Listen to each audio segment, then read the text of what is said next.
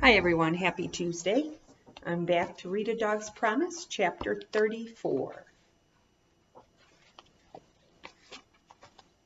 So I sat there looking at the two brothers. I heard Lacey on the other side of the closed door. I hoped someone would open it, but Grant was staring at Burke, doing an angry walk with just his eyes. He pointed his finger. I think maybe you should just keep a lid on whatever it is you came here to say. Burke shook his head. Wow, you so sound like Dad, but you don't see that you've spent your whole adult life running from the only two commitments that ever mattered to you. Commitments, the farm and Wendling. Grant's grunt was full of disgust. I don't want to be a farmer. I've spent my life leaving the farm. You don't want to be anything but a farmer, and maybe you've been leaving the only place you belong. Grant sat down heavily on the bed, and Burke settled onto a chair. Grant folded his arms. Wendling and I broke up. Yeah, 1,000,000 years ago, and you didn't break up, you just took off on her. She didn't want to be a child bride, but that didn't mean it was over. Come on, Grant. I've been in the same room with you all day. I've seen who you look at whenever you think no one is watching, and it sure in the heck isn't Ava. Yeah, Grant challenged. I see you looking at Ava. That's true. She's really pretty, Burke admitted. I hate to tell you this, brother, but with Ava, you've peaked. Both men laughed quietly. On the other side of the door, Lacey drew in a deep puff of air through her nose, surveying the room. She knew we were in here, and that she was out there. Did Wendling say anything to you? Grant asked tentatively. Burke grinned. Oh, so there is some interest then. Just answer the question. No, Grant. She doesn't have to. Grant stared at him. Burke stood and opened the door, and Lacey bounded in, and I fell on the floor so she could straddle me and bite my face. After breakfast the next morning, Ava and Grant strolled down to the dock at the pond, so Lacey and I followed. I was surprised when Lacey didn't leap in the water after the ducks, but at least she barked at them. We both did, going into a frenzy until Grant yelled, "Cut it out!" at us. I didn't know what he was saying, but his meaning was pretty clear. I lay at Grant's feet, and Lacey dropped down next to me, putting her head on my neck. These two really love each other, Grant observed. What did you want to talk to me about? Ava asked. How do you know I want to talk to you about something? Seriously, you've been acting weird all morning. I know something is going on. Well, Grant blew out a breath. Without Zizi, I'm really worried about my dad. How is he going to make it through the fall harvest? So I thought I would spend a few months up here to help him out. Just like that? What about your job? I texted them and said I need to take a few months off for a family emergency. You already texted them without talking to me? It's not like that, Ava. I wanted to see if they would give me the time off. And they did, sure. Well, Grant cleared his throat. What they said was I could reapply for the position when I got back. I see. Ava stretched her foot out and ran it along Lacey's back. Lacey groaned and rolled onto her side so Ava would have better access to her tummy. Dad says I'm probably better at farming than he is, Grant added, and he needs the help. Yes, it's a tough job. What about Wendling? Sure, she's okay. She can help, but I don't know if she can replace Zizi or how long she's going to want to stay. She's a scientist, not a farmer. No. I'm asking, Grant, what about Wendling? Does she have anything to do with this decision? She did just lose her father. So the rambling man suddenly wants to live on the farm with Wendling, his former fiancé. Ava sounded bitterly angry, and both Lacey and I raised our heads to look at her. Come on, Ava, that's not what I'm saying. The next day, Grant and Ava took us on a long car ride back to Ava's house. We wanted to put our heads out the windows, but with them rolled up, we elected to wrestle on the back seat until Grant turned and hissed, "Stop!" at us again. Again, the word was unknown, but we had no problem interpreting the tone. I think you should hire a security service, Ava. I'm serious. I know those death threats seem pretty loony, but you never know when one of those anti-pit bull nuts might make good on his belief. Lady's the poster dog for their cause, a fighting pit bull that lives like a pet.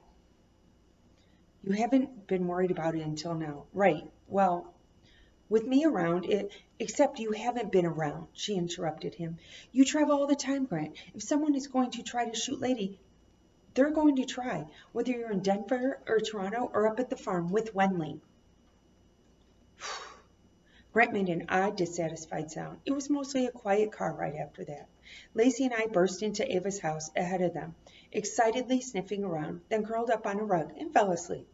We paddled out to the kitchen when Grant prepared dinner, though because whatever he was doing had a delicious cheese and meat odor, he served plates for himself and Ava, but not dogs. Grant, I want you to sleep on the couch tonight. What? Ava, stop. I think you're a good grandman. I really do. And I think that you were doing your best to tell the truth. But something changed for you yesterday. And maybe you haven't admitted it to yourself yet, but saying you and Wenley aren't still stuck on each other is as ridiculous as saying Lehman isn't in love with your father. What? Lehman? That's ludicrous, Ava. And that's what you find ludicrous about what I just said? Lehman? She challenged softly. After dinner, with no treats given, Ava let me out into the backyard to scamper around and sniff. We were back by the fence when I smelled a man.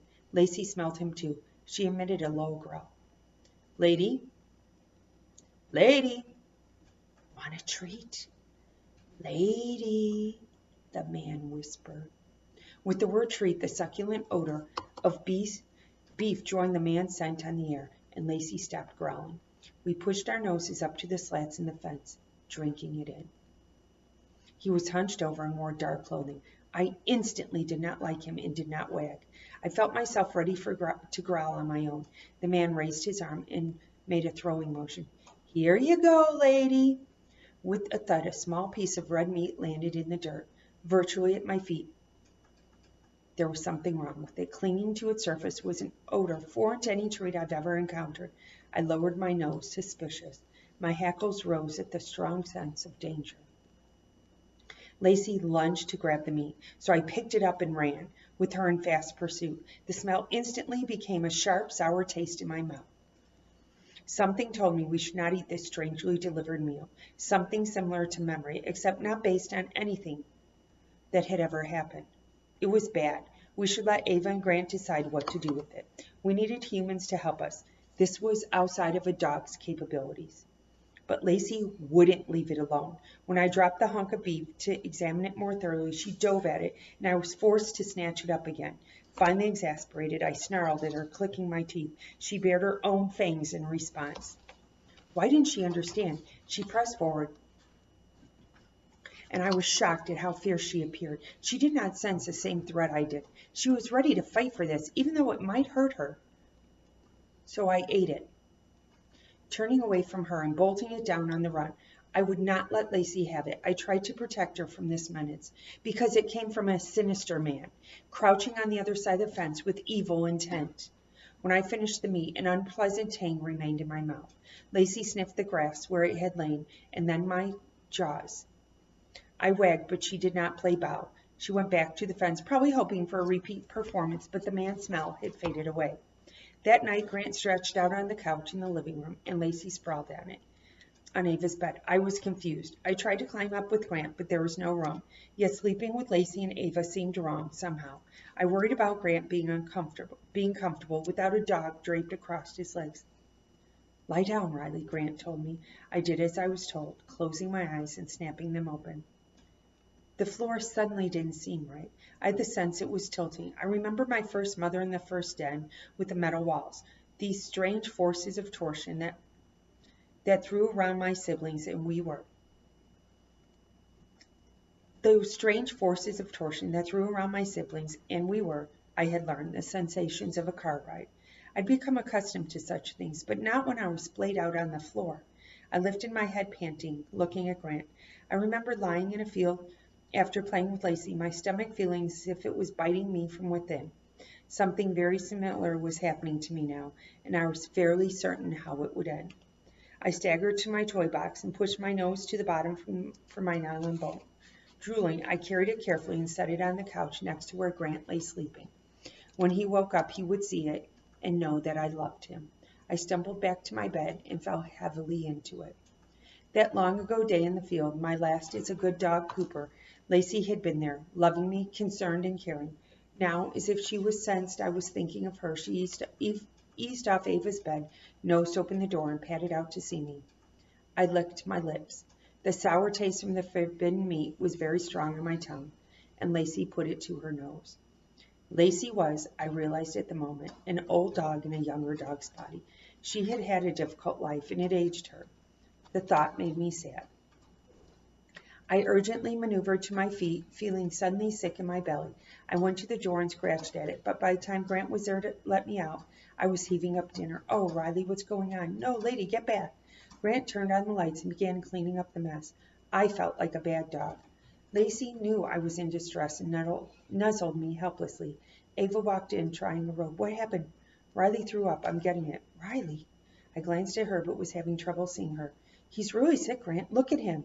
My legs collapsed and I fell to the floor. I was panting, unable to draw an air. Riley! Grant shouted. Lacey's nose was right there. I felt her loving concern, even as my vision blurred.